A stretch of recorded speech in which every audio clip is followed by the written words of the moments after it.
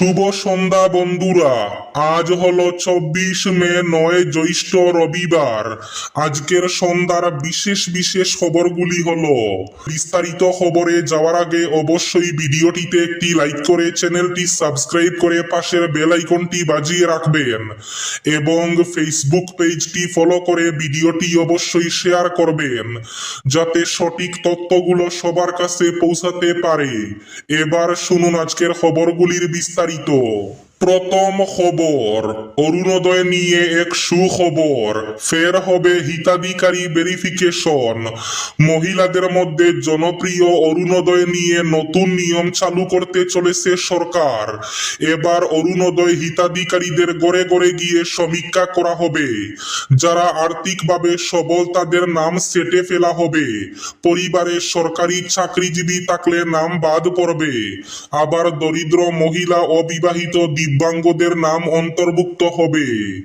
রাজ্যের অন্যতম জনপ্রিয় সামাজিক কল্যাণমূলক প্রকল্প অরুণোদয়ের হিতাধিকারীদের নিয়ে নতুন উদ্যোগ নিতে চলেছে সরকার। প্রকল্পের সুবিধা প্রকৃত দরিদ্র এবং যোগ্য মহিলাদের কাছে পৌঁছে দিতে শীঘ্রই রাজ্য জুড়ে পুনরায় হিতাধিকারী যাচাই প্রক্রিয়া শুরু করা হবে। জানা গেছে, সরকারি সূত্রে সংশ্লিষ্ট কর্মীরা ঘরে ঘরে গিয়ে সমীক্ষা চালিয়ে বর্তমান হিতাধিকারীদের আর্থসামাজিক অবস্থা পর্যালোচনা করবেন। যেসব পরিবারের আর্থিক অবস্থার উন্নতি হয়েছে বা পরিবারের কোনো সদস্য সরকারি চাকরিতে কর্মরত রয়েছেন, তাদের নাম অরুণোদয়ের তালিকা থেকে বাদ দেওয়ার প্রক্রিয়া গ্রহণ করা হবে।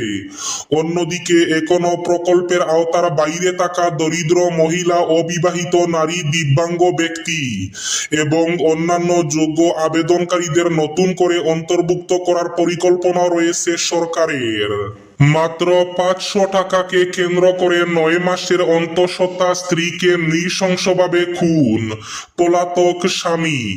রাজ্যের নোয়াগাঁও জেলার কাটিয়াতলির 11 মাইল এলাকায় এক চাঞ্চল্যকর হত্যাকাণ্ডের ঘটনা সামনে এসেছে। মাত্র 500 টাকাকে কেন্দ্র করে 9 মাসের অন্তঃসত্ত্বা স্ত্রীকে নৃশংসভাবে হত্যার অভিযোগ উঠেছে স্বামীর বিরুদ্ধে। মৃত গৃহবধূর নাম ইয়াসমিন বেগম। তিনি ডবকার আকাশীগঙ্গা এলাকার বাসিন্দা ছিলেন। ঘটনার পর থেকে অভিযুক্ত স্বামী আজিমউদ্দিন পলাতক রয়েছে। প্রাপ্ত তথ্য অনুযায়ী গত 22 মে সন্ধ্যায় আজিমউদ্দিন একটি ই রিক্সা নিয়ে শ্বশুর বাড়ি হলাদিয়াটিতে যান স্ত্রীকে বাড়ি ফিরিয়ে আনার জন্য। জানা গেছে, বিয়ের পর থেকে স্বামী স্ত্রীর মধ্যে প্রায়ই পারিবারিক অশান্তি লেগে থাকত। সেদিনও ই রিক্সায় ফেরার পথে রেংবেং নামক এলাকা থেকে দুজনের মধ্যে তীব্র বচসার সৃষ্টি হয়। পরে মাত্র 500 টাকাকে কেন্দ্র করে সেই বচসা ভয়াবহ আকার ধারণ করে। অভিযোগ অনুযায়ী উত্তেজিত হয়ে আজিমউদ্দিন চলন্ত ই রিক্সা থেকে 9 মাসের গর্ভবতী স্ত্রীকে ধাক্কা দিয়ে ফেলে দেয়। শুধু তাই নয়, পরে স্ত্রীকে শ্বাসরোধ করে হত্যা করা হয়েছে বলে অভিযোগ তুলেছে মহিলার পরিবার। এই ঘটনাকে ঘিরে এলাকা জুড়ে তীব্র চাঞ্চল্যের সৃষ্টি হয়েছে। হজের আনুষ্ঠানিকতা শুরু আগামীকাল অর্থাৎ সোমবার। রাতেই মিনায় যাবেন হাজিরা। পবিত্র হজ পালনের উদ্দেশ্যে ভারত সহ বিভিন্ন দেশ থেকে যাওয়া হাজিরা আজ রাতেই মিনার পথে রওনা হচ্ছেন। আগামীকাল অর্থাৎ সোমবার সকাল থেকে মিনায় অবস্থানের মধ্যে দিয়ে আনুষ্ঠানিকভাবে শুরু হতে যাচ্ছে পবিত্র হজের মূল কার্যক্রম। রোববার ধর্ম বিষয়ক মন্ত্রণালয়ের এক সংবাদ বিজ্ঞপ্তিতে জানানো হয়েছে, সৌদি সরকারের নির্দেশনা মেনে হাজিদের মিনায় গমন সহজ ও নিরাপদ করতে আজ রাতেই তাদের পাঠানো শুরু হবে। চাকরির ইন্টারভিউ দিতে গিয়ে বাড়ি ফেরা হলো না।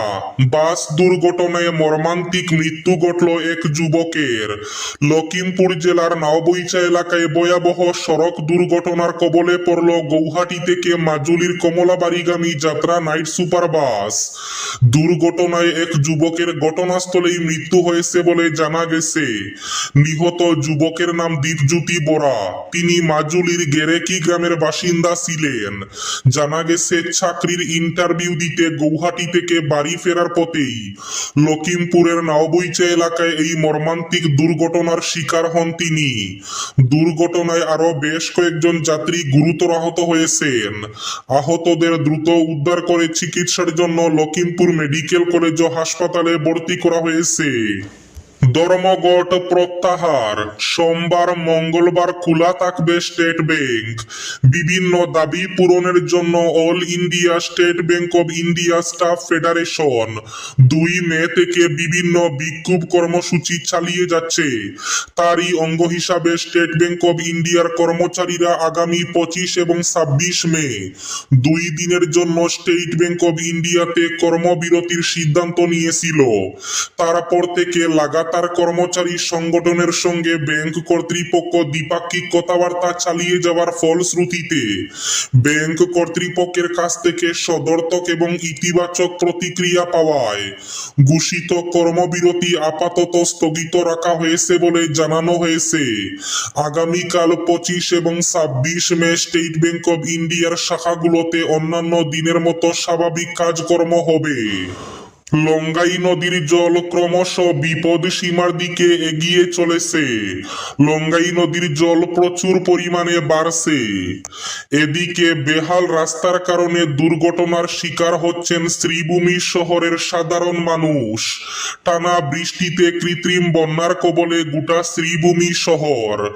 শুক্রবার রাত থেকে শুরু হওয়া টানা বর্ষণে কার্যত বিপর্যস্ত হয়ে পড়েছে শ্রীভূমি জেলা। এক রাতের বৃষ্টিতে কৃত্রিম বন্যার সৃষ্টি হয়।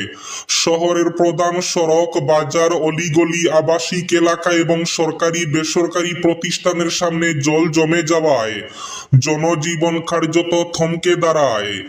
এরই সঙ্গে বেহাল রাস্তায় সাধারণ মানুষের দুর্ভোগের কারণ হয়ে দাঁড়িয়েছে। এদিকে লাগাতার বৃষ্টির ফলে কাটলিছড়া সার্কুলে কৃত্রিম বন্যা। কাটলিছড়া প্রাথমিক হাসপাতালেও ব্যাপক সমস্যায় পড়েছেন মানুষ। প্রাথমিক স্বাস্থ্য কেন্দ্র জলমগ্ন। শনিবার ভোর রাত থেকে লাগাতার বৃষ্টির ফলে কাটলিছড়া সার্কুলের বিভিন্ন এলাকা থেকে কৃত্রিম বন্যার খবর পাওয়া গেছে।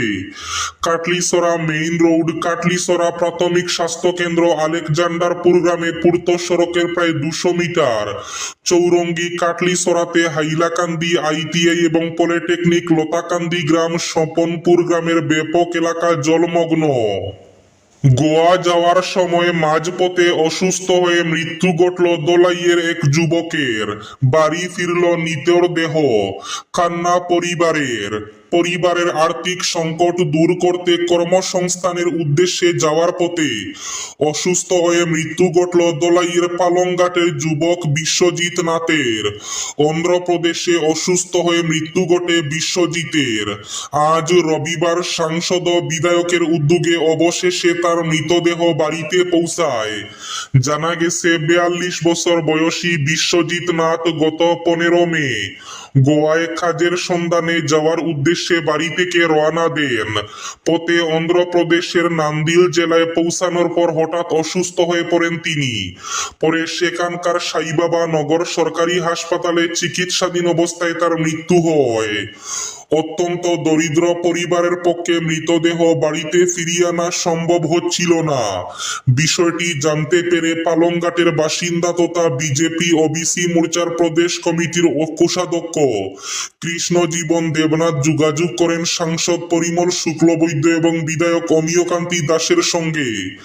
তাদের প্রচেষ্টায় অবশেষে তার দেহ বাড়িতে ফিরিয়ে আনা সম্ভব হয়েছে।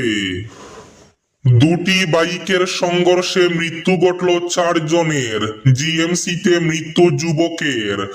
দুটি বাইকের সংঘর্ষে মৃতের সংখ্যা বেড়ে হলো 4। পলাশবাড়ি থানার অন্তর্গত বাজারপাড়া এলাকায় মির্জা পলাশবাড়ি সড়কে শনিবার গভীর রাতে সংঘটিত এক মর্মান্তিক পথ দুর্ঘটনায় ঘটনাস্থলে প্রাণ হারালেন 3 যুবক। গুরুতর আহত অবস্থায় আরো 2 যুবককে গৌহাটি চিকিৎসা মহাবিদ্যালয় হাসপাতালে হাসপাতালে ভর্তি করা হয়েছে। নলবাড়ির বেলসরের অর্ণব বর্মনকে সংকটজনক অবস্থায় জিএমসিএইচে পাঠানো হলেও চিকিৎসাধীন অবস্থায় তার মৃত্যু ঘটে। দুর্ঘটনায় আহত দীপঙ্কর কলিতা নামের আরো এক যুবক বর্তমানে জিএমসিএইচে সংকটজনক অবস্থায় চিকিৎসাধীন রয়েছেন। এবার শেষ খবরটি, এবার বন্ধ ককরোচ পার্টির ওয়েবসাইট। ইনস্টাগ্রাম এক্স হ্যান্ডেল বন্ধ করা হয়েছিল আগে, এবার বন্ধ হলো ককরোচ জনতা পার্টি বা আরসুলা পার্টির ওয়েবসাইট। কেন্দ্রীয় সরকারের বিরুদ্ধে প্রচারের অন্যতম মাধ্যম হয়ে উঠা ককরোচ পার্টির বিরুদ্ধে এহেন পদক্ষেপে সোশ্যাল মিডিয়ায় সরব হলেন পার্টির প্রতিষ্ঠাতা অভিজিৎ দীপক। মোদী সরকারকে স্বৈরাচারী বলে তোপ দাগলেন তিনি। শনিবার নিজের সোশ্যাল মিডিয়া অ্যাকাউন্টে আরসুলা পার্টির ওয়েবসাইট বন্ধ করে দেওয়ার তথ্য প্রকাশ্যে আনেন অভিজিৎ। তিনি লেখেন, কেন্দ্রীয় সরকার আমাদের ওয়েবসাইটটি বন্ধ করে দিয়েছে। এ পর্যন্ত আমাদের ওয়েবসাইটে 10 লক্ষের বেশি মানুষ সদস্য হিসাবে নাম লিখিয়েছিলেন। এই ছিল আজকের সন্ধ্যার বিশেষ খবরগুলি। ভিডিওটি অবশ্যই লাইক করে শেয়ার করে দেবেন।